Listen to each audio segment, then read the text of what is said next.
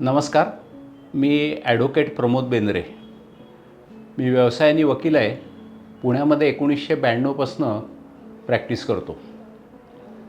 Shriram builder यांचं माझं आणि त्यांचं नातं हे घरगुती जरी असलं तरीही वकील आणि क्लायंट असं सुद्धा आहे. गेले 12 वर्षापेक्षा जास्त त्यांचा आणि माझा संबंध आलेला आहे प्रोफेशनली.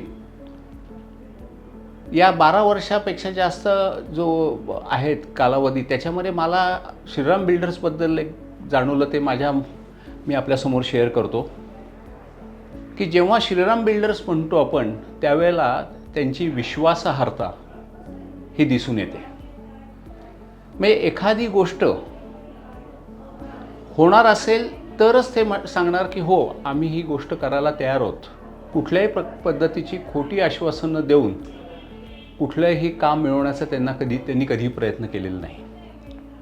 आणि त्यामुळे ॲज अ वकील म्हणून सुद्धा जेव्हा आम्ही श्रीराम बिल्डरबद्दल बाहेर सांगतो, त्यावेळेला आम्हीसुद्धा खात्रीने त्यांच्याबद्दल बोलत असतो.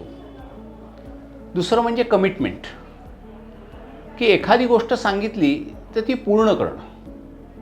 मग त्याच्याकरता धावपळ करायला लागली तरीही त्यांची तयारी असते.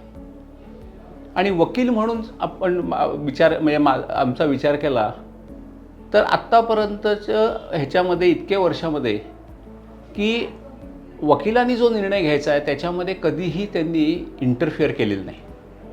मग एखादा टायटल असेल किंवा एखादा डॉक्युमेंट असेल आणि त्या डॉक्युमेंटबद्दल, टायटलबद्दल चर्चा करून मग निर्णय घेतला जातो. आणि मला असं वाटतं आहे की कस्टमरचं सॅटिस्फॅक्शन हे त्यांच्या दृष्टीने महत्त्वाचं आहे. आज आपण या ठिकाणी जमलो आहोत. 45पेक्षा जास्त वर्षाचा अनुभव त्यांच्याकडे आहे.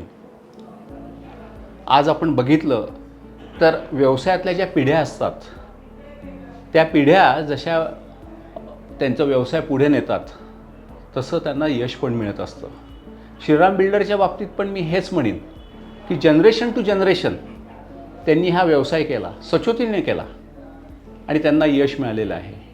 आज श्रीराम बिल्डर म्हणलं की एक खात्रीचं असं हे नाव आहे.